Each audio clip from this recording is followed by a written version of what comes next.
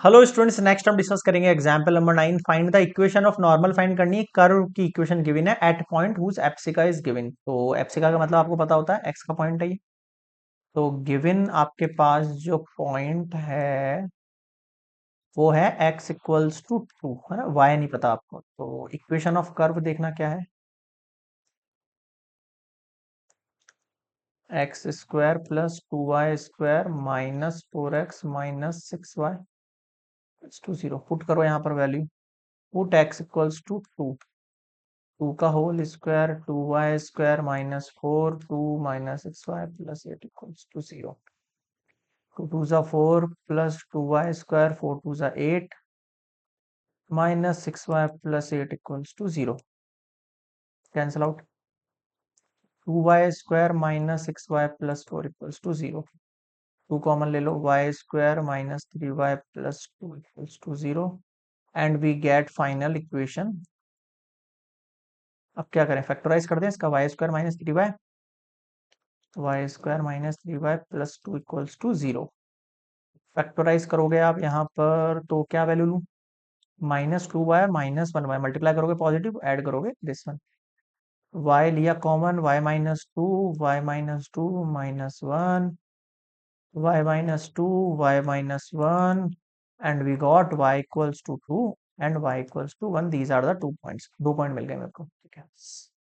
अब क्या करना है, पॉइंट्स तो मिल गए हमारे पास। जो पॉइंट्स आ गए हैं वो देखना क्या क्या गए हैं। एक्स का 1.2 और वाई का 0.2, एक्स का 1.2 और वाई का 0.1, ये 2 पॉइंट पे फाइंड करेंगे ना। अब देखो गिवन इक्वेशन फिर से। गिवन इक्वेशन थी x square plus 2y square minus 4x minus 6y plus 8 equals to 0। मुझे क्या करना है यहाँ पर इसका, मुझे यहाँ पर इसका बोथ साइड डिफरेंशिएट करना है with respect to x. X square का हो जाएगा 2x प्लस 2y स्क्वायर का हो जाएगा 2y और y का dy अपॉन -4 x का 1 हो जाएगा, -6 y का हो जाएगा dy अपॉन dx और 8 कांस्टेंट है उसका हो जाएगा 0। y वैल्यूज वैल्यूज इधर ही रख दो। 2 2 ज़ा 4y dy अपॉन dx, ये वाली वैल्यू और ये वाली वैल्यू, माइनस का 6 dy अपॉन dx। बाकी सबको उधर भेजो।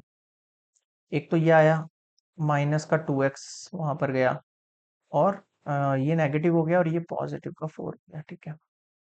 इन दोनों में से क्या कर सकते हैं अपन, dy अपॉन dx को कॉमन ले सकते हैं, तो बचेगा क्या, -2x प्लस 4 डिवाइड में 4y और -6। ये बताओ समझ में आया क्या। अब देखो इक्वेशन में नेक्स्ट पे क्या लिखूंगा, dy अपॉन dx, उसमें से ऊपर वाले में से अगर मैंने 2 कॉमन लिया तो कितना बचा, -x प्लस 2 कॉमन ले लिया तो -x प्लस 2, -x प्लस 2। नीचे वाले में से भी 2 कॉमन ले लो, क्या बचेगा 2y-3। तो फाइनली देखो dy अपॉन dx जो बचा है -x प्लस 2 और 2y-3। बताओ समझ में आया क्या। बिल्कुल, ठीक है। अब ध्यान देना, यहां तक की इक्वेशन में तो कोई इशू नहीं है, स्लोप निकाल लिया अपन ने। अब इस स्लोप को निकालेंगे अपन एट पॉइंट 2,1। 2 पॉइंट है मेरे पास, ठीक है। तो हम सबसे पहले स्लोप फाइंड करते हैं। एक दो बना लेता हूँ पॉइंट, है ना। First, slope eight 2,1। देखो 2 पॉइंट थे मेरे पास, 2,1 और 2,1 पे स्लोप क्या होगा देखना, dy by d x at 2,1 पर। x की वैल्यू -2 प्लस 2 और 2 1 -3। ये तो मामला उल्टा हो गया, तो 0 हो गया। अब आपको पता है when slope of tangent is 0, अगर आपका स्लोप ऑफ टेंजेंट क्या आ जाए, 0 आ जाए, तो आपको पता है जो स्लोप ऑफ नॉर्मल होगा वो नॉट डिफाइंड हो जाएगा। स्लोप ऑफ वो जो होगा वो क्या हो जाएगा, नॉट डिफाइंड हो जाएगा। यानी कि इस कंडीशन के अंदर जब भी आपके पास इस तरीके से स्लोप हो जाए, तो आपको पता है कि जो टेंजेंट की कंडीशन होती है, जो टेंजेंट की कंडीशन होती है is tangent is at 2,1 parallel to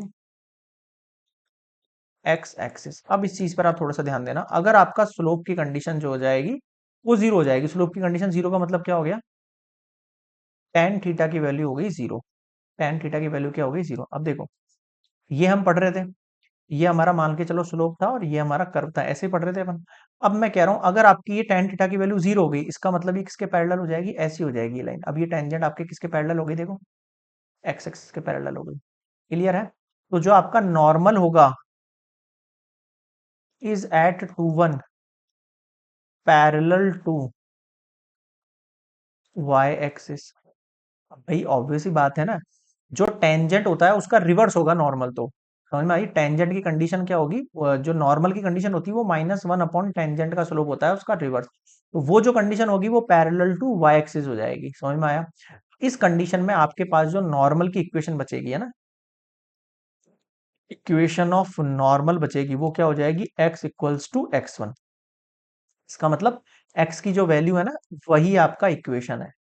इसको मैं x-2 इक्वल्स टू जीरो करके भी लिख सकता हूँ। ये आपकी रिक्वायर्ड इक्वेशन है। ठीक है, आगे बढ़े। अब देखो नेक्स्ट पार्ट देखना। अब सेकंड कंडीशन में बोल रहा हूं मैं, स्लोप एट टू टू निकाल के देखो आप। अब आपका जो dy बाई डी एक्स निकलेगा 2,2, वो क्या हो जाएगा, देखो माइनस का x। एक्स की जगह क्या था, -x+2 था, तो x की जगह क्या आ गया है, -2 + 2, और अपॉन में क्या है 2y-3।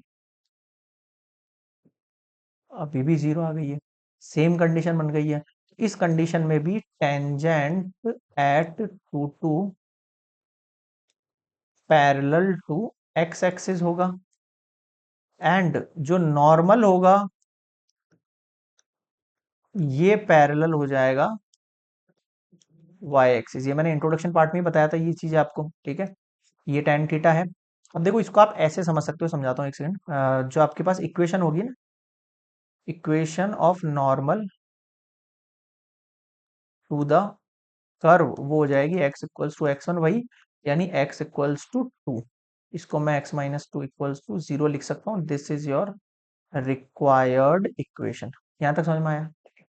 अब ध्यान देना, ये कंडीशन बन कैसे रही है। हमारे पास इक्वेशन होती है y-y1 इक्वल्स टू m, यानी स्लोप, और x-x1 है ना। नॉर्मल वाली कंडीशन के अंदर ये m क्या होता है, ये हो जाता है -1/m, ऐसे होता है ना।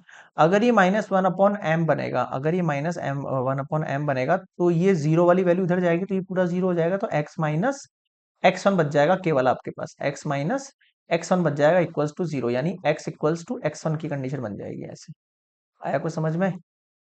So this is complete example number 9। और डाउट लगे आप मुझे कॉमेंट्स बता देना, ठीक है।